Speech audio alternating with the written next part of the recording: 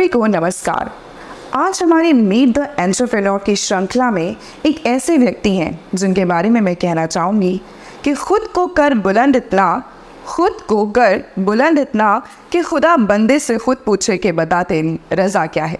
जी हाँ, आज हमारे साथ बेहद ख़ास मेहमान हैं जो कि हैं अविनाश जी, जो पूर्व सैन्यकर्मी हैं और उभरते हुए एक एंटरप्रेन्योर हैं। तो चलिए मुलाकात करते हैं हमारे ख़ास मेहमान अविनाश जी से। नमस्कार अविनाश जी, उम्मीद करते हैं कि आप अच्छे होंगे। अविनाश जी के बारे में मैं बस इतना कहना चाहूँगी कि वो एक ऐसी जॉब में थे जो हमारे लिए बहुत प्राउड जॉब है और हमारी पूरे देश के लिए वो एक प्राउड मोमेंट है। हम कह सकते हैं कि हमारे साथ एक आर्मी ऑफिसर हैं। हालांकि अविनाश जी एक्स आर्मी ऑफिसर हैं। तो अविनाश जी, सबसे पहले तो मैं आपसे ये जानना चाहूँगी कि एक्स आर्मी ऑफिसर और एक एंटरप्रेन्योर का जो ये सफ़र है, काफ़ी उलट फिलट फेर वाला सफ़र है, तो आपने कैसे एक एंटरप्रेन्योर की तरफ जाना ज़्यादा अच्छा समझा और आर्मी को छोड़ के आपने ये चीज़ चुनी बजाय कुछ और के? देखिए, आर्मी तो मुझे कभी न कभी छोड़नी ही थी भाई। एक समय में तो हमें रिटायरमेंट लेना ही है, तो समय से आ गए तो अपना बिज़नेस स्टार्ट करने का पहले से प्लान था। और जब आए तो बिज़नेस जब स्टार्ट किए तो कुछ क्राइसिस आ गई, कुछ कोविड आ गया। जी बिल्कुल सही। हाँ, एक सेडान से बिज़नेस स्टार्ट किया था हमने और आज करीबन 20 गाड़ियों की अपनी खुद की फ्लीट है और 200 गाड़ियाँ हमारे फ्लीट के अंदर है इस समय। वाह, दैट्स अमेजिंग। लेकिन अविनाश जी, जैसे कि कोविड आया और कोविड ने सबको झंझोड़ करके रख दिया। कोविड ने हर एक नॉर्मल इंसान को मानो तोड़ सा दिया। पर कोविड में आपने ये बिज़नेस स्टार्ट किया तो कितना आपको इसमें झेलना पड़ा, या इसको शुरुआत करने में आपको बहुत सारी चीज़ें झेलनी पड़ी होंगी? क्या क्या सर्कमस्टांसेस आपने फेस करे इस चीज़ के लिए? क्योंकि एक एंटरप्रेन्योर का जो सफ़र होता है ना, वो बेहद कांटों भरा होता है। उसके लिए हर चीज़ आसान नहीं होती। और कोविड के टाइम पे आपने ये शुरू किया, तो बस हमारे दर्शक ये जानना चाहते हैं कि ये अद्भुत काम आपने कैसे किया? देखिए, बिज़नेस हर आदमी करना चाहता है, लेकिन बिज़नेस में 90% लोग फेलियर हैं। बिज़नेस 10% लोगों ही सक्सेस होते हैं, क्योंकि वहाँ पे उनकी कड़ी मेहनत और नीयत। बिज़नेस के लिए 2 चीज़ बहुत बड़ा फैक्टर है, मेहनत और नीयत। आपकी नीयत अच्छी है, आपका समर्पण है बिज़नेस के प्रति, आपकी मेहनत है, वही आपको आगे सक्सेसफुल कराती है। वैसे मैं अविनाश जी आपको बताना चाहूँगी कि हमारे जो सक्सेस माय बिज़नेस का मंत्र है कि आपको सक्सेस पानी ही है, हर हाल में सक्सेस पानी है, और इसका कोई ये नहीं कि आपको बैकआउट करना है, सक्सेस ही पानी है। पर मैं अविनाश जी बस ये जानना चाहूँगी कि जो सर्कमस्टांसेस आए, आपने उसको कैसे झेला? किस तरह से आपने उसको आपने उसको आगे जाने के लिए, जाहिर सी बात है कड़ी मेहनत करनी पड़ी होगी, तो जो कांटे आए आपके रास्ते में, उसको आपने कैसे झेले? सेना से आने के बाद लगभग 40 लाख रुपए लेके आया था मैं। कई बिज़नेस में मैंने लगाया और वो पैसे मेरे चले गए क्योंकि कोविड आ गया। जिस बंदे को दिए थे वो बंदा चला गया। अब ये पूरे देश के साथ था, पूरे वर्ल्ड के साथ ये घटना थी, तो ये तो उसमें क्या कर सकते हैं। लेकिन हमने वहीं से स्टार्ट किया, एक सेडान गाड़ी से। लगभग आज मेरे पास करीबन 8 से 10 ट्रेवलर हैं, 15 से 20 क्रिस्टा है, और हमारे जितने एम्प्लॉई हैं, जितने स्टाफ हैं, सबके पास गाड़ियाँ हैं और अच्छे अच्छे वेंडर हैं। लगभग 200 गाड़ियों की फ्लीट हमारे पास इस समय मौजूद है, और हम कस्टमर को चाहते हैं कि कितनी अच्छी से अच्छी सर्विस दें कि जिससे कि जो है हमारा काम नेशनल नहीं इंटरनेशनल लेवल तक जाए। हम चाहते हैं अपने क्लाइंटों को कि जो ट्रैवल लाइन के अंदर जो सर्विस है, क्योंकि सर्विस में आपको अच्छे ड्राइवर चाहिए कि आप अगर कहीं ट्रैवल कर रहे हैं तो आपको लगना चाहिए कि हाँ, मेरा ड्राइवर, मेरा चालक जो है, उस पर मेरा जो सारथी, उस पर मैं विश्वास कर सकता हूँ। मैं विश्वास करके आराम से सो सकता हूँ या अपने हमारी मंजिल तक पहुँचा दे। क्योंकि देखिए, आप अपने काम से बिज़ी होके थोड़ा सा समय निकालते हैं अपने ट्रैवलिंग के लिए, घूमने के लिए, टूर के लिए, और अगर आपको अच्छी गाड़ी, अच्छा ड्राइवर नहीं मिलता है तो आपको पूरा टूर खराब हो जाता है। इसके लिए आपको जो है किन किन चीज़ों का, ड्राइवर आपका फैमिलियर होना चाहिए, उसके पास प्रॉपर लाइसेंस होना चाहिए, उसकी नींद पूरी होनी चाहिए, ये सब चीज़ों का बहुत मान पर रखा जाए। लोग देखते नहीं। मैं सेना में होने के नाते मेरे को इस सब चीज़ों का काफ़ी अच्छा अनुभव है। मैं इस चीज़ को देखता हूँ कि ड्राइवर मेरा डिसिप्लिन है कि नहीं है, समय का पाबंद है कि नहीं है, सेना ने मुझे बहुत कुछ सिखाया है। सेना के संस्कार मेरे को बिजनेस में बहुत मददगार है। एक डिसिप्लिन लाइफ जिसे एक कह discipline, सकते हैं। बिल्कुल। जी जी। जैसे कि अविनाश जी की ट्रैवल एजेंसी का नाम है राठौड़ ट्रैवल एजेंसी, तो मैं ये जानना चाहूँगी अविनाश जी कि ये राठौड़ ट्रैवल क्यों? कुछ और नाम सोच सकते थे आप, कोई और अच्छा रोमांचक सा नाम, लेकिन आपने राठौड़ ही क्यों चुना? बिल्कुल, देखिए पहले मैंने इसका नाम रखा था हृदय ट्रैवल, मेरी बेटी का नाम था हृदय। लेकिन वो बिजनेस कोविड में चला नहीं, तो हमारे गुरुजी से भाई पूछा गया, तो उन्होंने कहा कि देखिए आपका जो सरनेम है, मेरा नाम अविनाश सिंह राठौर है, तो उन्होंने कहा कि अपना सरनेम लगाइए, कभी कभी लोगों का सरनेम ही उनको आगे तक ले जाता है। तो फिर मैंने अपने एजेंसी का नाम राठौड़ ट्रैवल रख लिया। वाह, वेरी इंटरेस्टिंग। ये बहुत और इस दिन से मैंने रखा, और विश्वास मानिए कि जो है गाड़ियों की फ्लीट बढ़ती गई। मैं हर साल कम से कम 8 से 10 नई फ्लीट खरीदता हूँ हर साल। दैट्स रियली अमेजिंग राठौर जी, वाकई आप एक राउंड ऑफ द अप्लॉज के हकदार हैं इस चीज़ के लिए। और मैं एक चीज़ जानना चाहूँगी, आपने अपनी बेटी का नाम क्या बताया राठौर जी? पृथ्वी। पृथ्वी, तो इसका मीनिंग हम जानना चाहते हैं क्योंकि पृथ्वी का मतलब होता है हृदय से। वाह, वेरी नाइस। हृदय से, हृदय का जो प्रिय होता है, हृदय का खास होता है, उसको हृदय कहते हैं। वाह, तो ये एजेंसी भी बहुत हृदय से बनाई है राठौर जी ने। तो मैं और एक चीज़ जानना चाहूँगी राठौर जी कि आज के टाइम पे जैसे आप देख रहे हैं कि टेम्परेचर बहुत ज़्यादा बढ़ रहा है, और हमारा ये प्रेडिक्शन, हमारा नहीं मतलब ये मौसम विभाग का प्रेडिक्शन है कि 50 डिग्री सेल्सियस से आगे जाएगा। तो आपने एक बहुत अच्छी चीज़ सोची है जो वाकई हमारे अविनाश जी को बाकी सारे बिजनेस प्लान से थोड़ा सा अलग करती है। एक ऐसे एंटरप्रेन्योर हैं जिन्होंने बहुत अच्छी चीज़ सोची है। फॉसिल फ्यूल्स हमारे एक्सटिंक्ट हो रहे हैं, तो वो धीरे धीरे जा रहे हैं, और आपने ई व्हीकल्स के बारे में सोचा जो कि बहुत ही अच्छा आइडिया, और जो अविनाश जी को बाकी एंटरप्रेन्योर से इस ट्रैवल बिजनेस में अलग करता है। तो हमें ई व्हीकल्स के बारे में बताएं कि क्या है आपका आइडिया और उसको आगे कैसे बढ़ाएंगे आप, क्योंकि आने वाले टाइम में मुझे लगता है कि यही हमारा फ्यूचर है। देखिए, सबसे पहले मैंने ई व्हीकल के लिए कई लोगों से राय लिया। अब चूँकि गवर्नमेंट अभी प्लान स्टार्ट की है, अभी गवर्नमेंट को काम करते करते भी इसमें समय लगेगा, क्योंकि जब तक इंफ्रास्ट्रक्चर मजबूत नहीं होगा तब तक जो है ई व्हीकल का कोई फ़ायदा नहीं है। लेकिन सरकार बहुत तेज़ी से काम कर रही है। इसीलिए जब मैंने गाड़ी अपने लिए अपनी पर्सनल ई व्हीकल ख़रीदा था, लोगों ने मुझे सब ने कहा कि नहीं ये चलेगा नहीं, ये सक्सेस नहीं है। लेकिन मैंने कहा नहीं, अगर सरकार लॉन्च कर रही है तो वो कहीं ना कहीं चलेगा।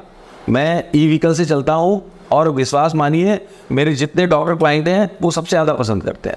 साउंडलेस गाड़ी है, वाह, उसमें आपको पता ही नहीं चलता कि गाड़ी स्टार्ट है कि नहीं है, ना वाइब्रेशन है।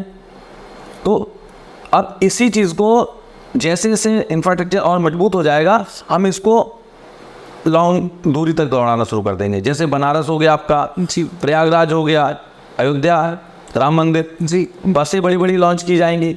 अभी हम लोग BYD के ऊपर काम कर रहे हैं, 5-6 BYD लेके आएंगे, जिससे कि कस्टमर का, हमारे क्लाइंट का, हमारे गेस्ट का सफ़र भी स्मूथ हो जाएगा, और पैसे भी जो उनके कम से कम लगेंगे, क्योंकि इको फ्रेंडली है। जैसा कि आपने बताया कि फॉसिल ऑयल ख़त्म होते जा रहा है, तो भाई हमें अपना नेचर भी देखना है। हमारे जो प्रकृति के साथ जो खिलवाड़ हो रहा है वो धीरे धीरे उसको भी कंट्रोल करना है। तो जब हम इसके ऊपर कदम बढ़ाएंगे तो हमारे से प्रेरणा लेके हमारे नीचे वाले वेंडर भी, उनको भी हम प्रेरित करते हैं। तो आज जब ऐसे ये बढ़ाएंगे हम लोग, तो सभी लोग इसको स्टार्ट करेंगे। अविनाश जी, हमारे दर्शक ये जानना चाहते हैं कि जैसे आपने बताया कि ई व्हीकल्स के चार्जेस पेट्रोल और डीजल व्हीकल से थोड़े से कम होंगे, कितना फ़र्क होगा या कितना ज़्यादा हमें फ़ायदा होगा उसका? देखिए, इसके लिए तो गडकरी से पूछना पड़ेगा, लेकिन जितना मैं जानता हूँ लगभग आधे का फ़र्क होगा। क्योंकि यानी महंगा है, व्हीकल महंगा है, इसलिए भी लगभग उतना ही रखा गया है। लेकिन जैसे जैसे व्हीकल सस्ते होते जाएंगे, जब इनका प्रोडक्शन बढ़ेगा, तो जैसे जैसे व्हीकल बढ़ते जाएंगे तो इनकी जो है, क्योंकि फ्यूल की कॉस्टिंग कम आ रही है भाई, जहाँ आप चार्ज कर रहे हैं अब, तो वहाँ पे आपका चार्जिंग कॉस्ट कम होगा, तो आपके रेट घटते जाएंगे। बिल्कुल बिल्कुल बिल्कुल। तो दैट्स रियली अमेजिंग कि हमें कम पैसों में और हम दूर तक ट्रैवल कर सकते हैं। That's really amazing. अच्छा अविनाश जी, जैसे आपने बताया कि आपने अलग अलग ड्राइवर्स को अपनी अलग अलग गाड़ी दी है, पर्सनल उनकी खुद की गाड़ियाँ हैं, आपने सबको प्रोवाइड करी हैं, तो आपने काफ़ी बड़ा अपना बनाया है, स्ट्रक्चर इंफ्रास्ट्रक्चर काफ़ी अच्छे से आपने लोगों को करा हुआ। तो मैं ये जानना चाहूँगी कि आप अपने एम्प्लॉयज़ के लिए, अपने कर्मचारियों के लिए ऐसा क्या कर रहे हैं कि वो आपसे सेटिस्फाई है या वो इस बिज़नेस को और अच्छे से इन्हांस करना चाहते हैं आपके साथ मिल करके? देखिए, किसी को पैसा दे देना बड़ी चीज़ नहीं होती है, उनको प्रॉपर ट्रेनिंग देना सबसे बड़ी बात होती है। देखिए, सेना में मैंने सीखा था, ये सेना की सिखलाई है कि सेना ट्रेनिंग प्रोसीजर के द्वारा आप जो ट्रेनिंग के द्वारा आपका जो बहाया हुआ पसीना है वो जंग के दौरान आपको खून बचाता है। ट्रेनिंग बहुत बड़ा पार्ट है। हम अपने ड्राइवर्स को, अपने एम्प्लॉयज़ को सबसे ज़्यादा अच्छी ट्रेनिंग देते हैं कि जिससे कि हमारी सर्विस इम्प्रूव करे। अगर हमारे ड्राइवर्स ट्रेन होंगे, हमारे सारे एम्प्लॉयज़ हमारे अच्छे से ट्रेनिंग लेंगे तो कस्टमर के साथ हमारे रिलेशन अच्छे बिल्डअप होंगे। हमारे ड्राइवर अच्छे ट्रेन होंगे, हिल्स की लाइसेंस होगी उनके पास, तो हमारे जो गेस्ट होंगे, क्लाइंट होंगे, कस्टमर होंगे, उनको कॉन्फिडेंस बढ़ेगा। यही हम लगातार इम्प्रूव करते हैं और इसी से हमारी कंपनी के अंदर हमारे जो गेस्ट हैं उनकी संख्या दिन प्रतिदिन बढ़ती जा रही है। और अब हम middle class, upper middle class और हाई क्लास तक धीरे धीरे ऐसे पहुंच रहे हैं, क्योंकि लोगों के पास पैसे की कोई कमी नहीं है, उनको सर्विस चाहिए। जितनी अच्छी आप सर्विस देंगे आपका, उसी हिसाब से आपका बिजनेस बढ़ेगा। तो हमारा मेन फोकस कि जितना ज़्यादा हम अच्छे से अच्छी सर्विस दे सकें, इसलिए हमारा सबसे ज़्यादा फोकस रहता है अपने ड्राइवर्स को फुल ट्रेनिंग देना। हम छोटे छोटे से इवेंट कर देते हैं, जैसे एक लिस्ट तैयार कर दी है कि जो ड्राइवरों का हमारे बर्थडे होगा, एनिवर्सरी होगी, उसकी एक लिस्ट है। जैसे किसी ड्राइवर का बर्थडे, उसकी ड्यूटी नहीं लगाएंगे, उसको छोटा सा एक केक काट देंगे, खुश हो जाएगा, उसका प्रोत्साहन बढ़ेगा। जब हम ऐसा करते हैं तो जो हमारा ड्राइवर्स हैं उनको ये ना लगे कि एक फैमिली की तरह काम करें, और जब वो फैमिली की तरह काम करते तो हमारी ट्रैवल एजेंसी का नाम ऊंचा करके आते हैं।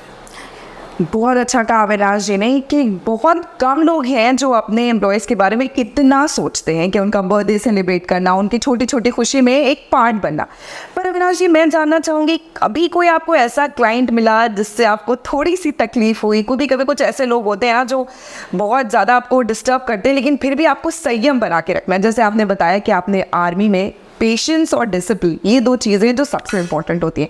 तो मैं जानना चाहूँगी कि किस तरह से कोई ऐसा क्लाइंट जिसने आपको बहुत परेशान किया हो, जिसको आपने किस तरह से उस चीज़ को आपने फेस किया? देखिए, ये बात, आपका क्वेश्चन बहुत सही है। बहुत ज़्यादा दिक्कतें होती हैं, बहुत सारे क्लाइंट हैं, क्योंकि मेरा जो आवाज़ है ना वो आर्मी वाला है, तो वो उनको ऐसे लगता है कि बंदा हाइपर होकर बात कर रहा है।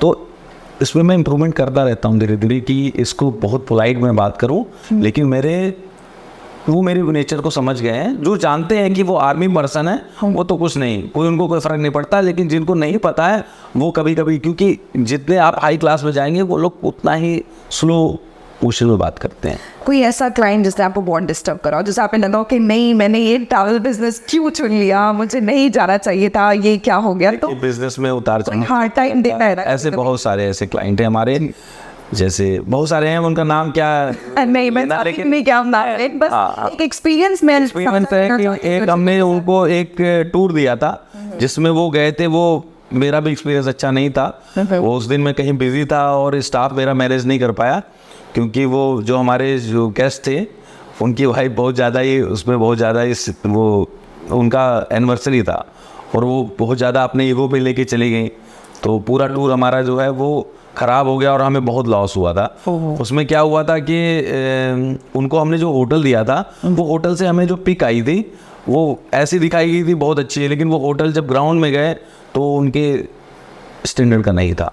जो कि हमने उसे पूछा था कि आपको हम 4 स्टार प्रॉपर्टी दे दें, तो उन्होंने कहा नहीं, हमें 3 स्टार दे दी। आप 3 स्टार के बारे में आप जानती हैं, 3 स्टार ना इधर का ना उधर का, तो वो दिक्कत आ गई थी। बाकी तो 19-20 लगा रहता व्यापार में। हाँ, बिल्कुल सही कहा आपने कि 19-20 थोड़ा सा बिजनेस में ऊपर नीचे होता रहता है। तो कभी कभी मुझे पता है कुछ क्लाइंट्स ऐसा हार्ड टाइम देते हैं आपको, लेकिन वो आपकी सक्सेस को रोक नहीं सकता। अगर आप अपने विचारों में प्योर हैं, आप अपनी चीज़ों में एकदम स्ट्रेट है, जैसे आपने बताया कि आर्मी है, तो आर्मी इसके आने के बाद डिसिप्लिन, पेशेंस एक ऐसी चीज़ है जो हमें आगे लेकर के जाता है। आगे से मुझे याद आया कि अविनाश जी, एक अंतर्राष्ट्रीय दृष्टिकोण भी है आपका, इंटरनेशनल लेवल पे भी आपका है, तो इंटरनेशनल लेवल पे आप इसको और कैसे बढ़ाना चाहते हैं अपने राठौड़ ट्रैवल्स को? इंटरनेशनल तौर पे हम लोग जैसे हमारे जो टूर हैं वो सब जगह हम लोग जो टूर कराते हैं वो इंटरनेशनल लेवल पे ही हैं सारे टूर। अब उनको हम और विस्तार कर रहे हैं। जैसे हमारा मेन फोकस अभी तक ट्रैवल पे रहा है, अब हमारा जो मेन फोकस रहेगा वो टूर की तरफ बढ़ेगा, क्योंकि अभी हम ज़्यादातर ट्रैवलिंग में फोकस किए हैं, अब धीरे धीरे हम टूर में फोकस कर रहे हैं। तो हमारा टूर, क्योंकि अब हमारे पास फ्लीट ज़्यादा हो गई है, अब हम टूर की तरफ बढ़ेंगे। आपको शिमला जाना है तो ये तो नेशनल हो गया, इंटरनेशनल में आपको थाईलैंड जाना है, जर्मनी जाना है, सिंगापुर जाना है, कुवैत जाना है या हज उम्रा करना है, तो जहाँ भी आपको करना है इंटरनेशनल टूर में हम लोग पूरा फोकस है हमारा। तो जल्दी से जल्दी हम लोग ईवी और इंटरनेशनल टूर के ऊपर ज़्यादा पूरा फोकस कर रहे हैं। Wow, that's amazing. International tour के लिए हमारे दर्शक भी चाहेंगे कि राठौड़ ट्रैवल्स को ही बुक करें, क्योंकि जिस तरह से सर मुझे बता रहे हैं मुझे बहुत इंटरेस्टिंग लग रहा है कि ये आने वाले टाइम में ये कंपनी बहुत ऊपर जाएगी। और आप बहुत अच्छे एंटरप्रेन्योर तो हैं ही हैं, लेकिन ये कंपनी भी एक अच्छा लेवल और अच्छा मुकाम हासिल करेगी। सर, आप आर्मी में हैं और आर्मी में थे, और मैं जानना चाहूँगी कि आर्मी में जाहिर सी बात है बहुत हर्डल्स आते हैं, तो एक ऐसा कोई हर्डल जो आपने फेस किया, आपका एक पर्सनल एक्सपीरियंस जो आपने फेस किया हो आर्मी की लाइफ में, वो हम जानना चाहते हैं। देखिए, बहुत सारे एक्सपीरियंस है जो मैं शेयर कर सकता हूँ, लेकिन मुझे याद आ रहा है किस्सा। हम लोग रामबन बनिहाल में एक ऑपरेशन कर रहे थे, मैं CU क्वार्टी में था और एक मिलिटेंट था खाचरू, उसको हम लोगों ने कॉर्डन कर रखा था चारों तरफ से। हाँ। और वो मिलिटेंट अफ़गानी मिलिटेंट था, उसको पकड़ पाना तो बहुत मुश्किल था, वो वेल ट्रेंड में। और उसमें हम लोगों ने जब उसका पीछा किया तो मैं पहाड़ी से स्लाइड कर गया और 13 दिन हॉस्पिटल में एडमिट था। मेरी राइफल तक चली गई, लेकिन वो मिलिटेंट आया। बाद में उसको हम लोगों ने मारा, लेकिन वो किस्सा जो है वो 13 दिन मुझे होश ही नहीं था। मैं जब उठा मेरे को होश आया तो मुझे पता 13 दिन से ICU में पड़ा हूँ। और दूसरा किस्सा, मैं लद्दाख में था, मेरी लास्ट पोस्टिंग लद्दाख की है। लद्दाख का जो टेम्परेचर है -47 डिग्री। आप विश्वास मानिए, हम मेस से खाना लेके चलते थे, खाना खा के जब निकलते थे तो कभी सोचते थे कि गर्म पानी बोतल नहीं लेके, वहाँ पे बोतल कैरी की जाती है आपकी 24 क्योंकि वो पानी आपका ऑक्सीजन बनाता है। तो वहाँ पे कंपल्सरी था, वहाँ पे आपका BP, वो मतलब हर एक चीज़ आपको मॉनिटर करते हैं हर 1 घंटे पे। वहाँ पे ऐसे ही पता चलेगा आप है, सुबह तो बोला फलाना तो है नहीं। ये चीज़ हमने फेस की है। ये चीज़ फेस की है कि मतलब अभी हम आप साथ बैठे हैं तो सुबह बोला वो तो क्या हो गया। तो जब हम वहाँ से अपने प्लेट में पानी लेके चलते थे, क्योंकि वहाँ पे हर चीज़ की दिक्कत है, मतलब फ्रेश तो मिलता ही नहीं है, वहाँ पे सब फ्रोजन मिलता है। मतलब पानी अगर हम लेके निकले और समझ लीजिए कि आप लिफ्ट से नीचे इतनी दूर अगर आप गए 50 मीटर मेस से अपने बैरक तक, तो वो पानी बर्फ बन जाता। और यहाँ तक देखा है कि अगर बैरक में कोई चूहा है, क्योंकि वहाँ पे बंकर वो बुखारी जलती रहती है 24/7, जैसे अब ये बैठे हैं यहाँ AC चल रही है, वैसे ही वहाँ बुखारी जलती है बीच में, वो 24/7 वो बुखारी चलेगी, दिन तो फिर जो है आप सर्वाइव नहीं कर पाएंगे वहाँ। वो चूहा निकला हमारे यहाँ से, निकला बैरक से, और बेचारा वो रोड नहीं क्रॉस कर पाए, रास्ते में जम गया। जिस लेवल की ठंडी होती है लद्दाख, अब आप समझ लीजिए कि हमारी सरकार कितना सैनिकों के लिए करती है और हमारे सैनिक किस लेवल का बलिदान करते हैं। Hats off to you Avinash ji. मतलब ये सुन के मेरे भी गूज़ बम्स आ गए कि एक चूहा निकलता है और वो रोड क्रॉस नहीं कर पाता है, और 50 मीटर नहीं चल पाता, वो रास्ते में जम जाता है। अमेजिंग। किस लेवल की ठंडी होती है। हैट्स ऑफ है हमारे आर्मी वालों को, वाकई दिल से उनको दिल से नमन है कि उन्होंने इस तरीके से इतनी मेहनत से ऐसी जगहों पे जाते हैं और हम सुकून की सांस ले पाते हैं, क्योंकि वो इस हर्डल्स को बिल्कुल बर्दाश्त करते हैं। अविनाश जी, मैं जानना चाहती हूँ कि आपका इंटरनेशनल टाइम्स के बारे में क्या इरादा है, कैसे आप इंटरनेशनली ग्लोबली, तो आपने मुझे बताया कि आपका आने का जाने का तैयारी है आपकी अच्छी, तो मैं टाइप्स के बारे में जानना चाहती हूँ कि कैसे आप और अपने इंटरनेशनल मजबूत करना चाहते हैं टाइप्स को। देखिए, हम ये चाहते हैं कि जो ग्लोबली हमारे पर्यटन विभाग हैं वहाँ से जो भी टाइप हो रहे हैं बाहर से, जैसे दुबई हो गया, आपका जर्मनी हो गया, फ्रांस हो गया, अमेरिका, US, सब उस जगह से लोग आए आसानी से और यहाँ दर्शन करके या घूम के वहाँ चले जाए। ये सारी चीज़ें हम लोग के प्लान में है और टाई अप का काम हमारा चल रहा है। जल्दी ही आप सुनेंगे कि हम लोग इंटरनेशनली कैप्चर कर चुके हैं, ग्लोबली कैप्चर करने वाले हैं आप। तो अविनाश जी आगे बढ़ते हैं और मैं जानना चाहती हूँ कि जैसे राठौर ट्रैवल्स को बढ़ाने के लिए आपने कड़ी मेहनत करी है और बहुत सारी परेशानियों को, बहुत सारी मुसीबतों को झेला है और तब यहाँ तक आज राठौर ट्रैवल एक मुकाम पर है। लेकिन इन सब के बीच में आप अपने आप को कहाँ पाते हैं? आप अपना फैमिली को समय कैसे दे पाते हैं? वो फैमिली टाइम आपका कब आता है? क्योंकि जाहिर सी बात है, आप यहाँ पहुँचाने के लिए सक्सेस की जो सीढ़ियाँ होती हैं, जब हम वो चढ़ने लगते हैं तो कहीं ना कहीं हमारा जो पर्सनल लाइफ है थोड़ा सा लैकिंग हो जाता है। तो उसको मिलाने के लिए और उसको बैलेंस रखने के लिए फैमिली का आप मुझे बताएं, कैसे फैमिली टाइम दे पाते हैं आप? देखिए, फैमिली का तो सपोर्ट पूरा है मेरा। मेरी वाइफ मेरे को पूरा सपोर्ट करती हैं और जब बिज़नेस स्टार्ट किया था मैंने, तब से उस लेवल की मेहनत वो करती हैं। ड्राइवरों को खाना तक खिलाया है हमने, अपने घर में सुलाया है, उनका केयर किया है, उनके साथ बहुत कुछ किया है। लेकिन इस सब के बीच जो है, माँ बाप को बहुत मिस करते हैं हम। माँ बाप को समय नहीं दे पाते हैं। इवन यहाँ तक हो जाता है कभी कभी 2-2 साल हो जाते हैं माँ बाप से एक आध दिन गए और नहीं मिल पाते। इस चीज़ का तो हमेशा मलाल रहता है। लेकिन चलिए, मेहनत कभी रंग लाएगी। 5 साल 6 साल बिजनेस को दिया जाता है, अभी तो हमें 2 ही साल हुआ है। तो कहीं ना कहीं अगर हम सक्सेस पाते हैं तो थोड़ा सा हमारी फैमिली सफ़र करती है। हालांकि एक वक्त ऐसा आता है जब हम वो मुकाम हासिल कर लेते हैं तो हमारी फैमिली सब हमारे साथ होते हैं। लेकिन अभी फ़िलहाल जब हम स्टार्टिंग और इनिशियल स्टेजेस पे होते हैं तो कुछ ना कुछ हमें सैक्रिफाइसेस देने पड़ते हैं। तो अविनाश जी, मैं चाहती हूँ कि आज आप हमारे जो व्यूअर्स हैं सक्सेस माई बिजनेस के, उनको बताएं कि एक सक्सेस मंत्रा क्या है आपकी लाइफ का। क्योंकि मुझे पता है कि व्यूअर्स जानना चाह रहे होंगे कि किस तरह से आपने ये सक्सेस पाई है और वो भी उस रास्ते पे चल गए ताकि उनकी मंजिल थोड़ी आसान हो सके। तो प्लीज़ अविनाश जी हमें सक्सेस मंत्रा बताइए। देखिए सामरा जी, मैं आपको बताना चाहता हूँ दर्शकों को कि जब तक आप कड़ी मेहनत नहीं करेंगे, चाहे हम कितना पैसा लगा लीजिए, 1 लाख 2 लाख 10 लाख 50 लाख 1 करोड़, जब तक आप अपना एफर्ट, अपना डेडिकेशन, अपने सेक्रीफाइस सब कुछ आपको पूर्ण लगन से, पूरी मेहनत से करना पड़ेगा कि जब तक आपको सफलता न मिल जाए। पूरी डिसिप्लिन के साथ टिके रहना पड़ेगा मार्केट में।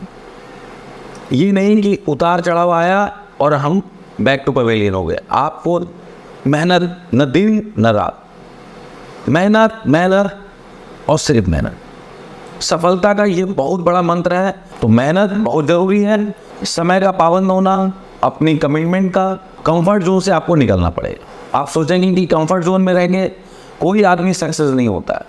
कंफर्ट जोन छोड़ना पड़ेगा आपको। सफल होना है तो मेहनत करना पड़ेगा और नीयत साथ में साफ रखनी पड़ेगी। गलत नीयत से किया हुआ कोई भी काम सफल नहीं होता। अगर सफल हो भी जाता है तो कम समय के लिए। तो मेहनत और नीयत, ये मैं अपने व्यूअर्स को बताना चाहता हूँ आपके माध्यम से। बहुत बहुत धन्यवाद। बहुत बहुत धन्यवाद अविनाश जी, हमें बहुत अच्छा लगा कि आप हमारे साथ आए और हमारे व्यूअर्स के साथ जुड़े। सक्सेस माय बिजनेस में आने के लिए आपका बहुत बहुत धन्यवाद। तो व्यूअर्स, जैसे कि अविनाश जी ने आपको आज बताया कि अपने कंफर्ट जोन से हमें बाहर निकलना पड़ेगा। जब तक हम अपने कंफर्ट जोन से बाहर नहीं निकलेंगे, सक्सेस हम नहीं पा सकते। और एक डिसिप्लिन लाइफ और एक मेहनत और एक कमिटमेंट, ये ऐसी चीज़ें हैं जो बिज़नेस शुरू करने के लिए बहुत इंपॉर्टेंट है। आपको पता है कि अविनाश जी आज जिस मकाम पे हैं वो अपनी मेहनत से है, अपनी लगन से है, एक कमिटमेंट से है। तो उन्होंने इस बिज़नेस को सक्सेस बनाने के लिए बहुत बहुत मेहनत करी है। तो अगर आपको बिज़नेस शुरू करना है तो इससे अच्छी प्रेरणा मुझे नहीं लगता कि आपको कहीं मिल पाएगी। ये एक ईजी वे है। अगर आप सक्सेस माय बिजनेस से जुड़ेंगे और इस इंटरव्यू को देखेंगे, इनसाइट्स को देखेंगे, तो आपको पता चलेगा कि सक्सेस के मूल मंत्र क्या हैं। तो सक्सेस माय बिजनेस से आप जुड़े रहिए और इन सीरीज़ को देखते रहिए, क्योंकि मुझे लगता है कि फिर आपको किसी बिजनेस कंसल्टेंट की ज़रूरत बिल्कुल नहीं पड़ेगी अगर आप हमारे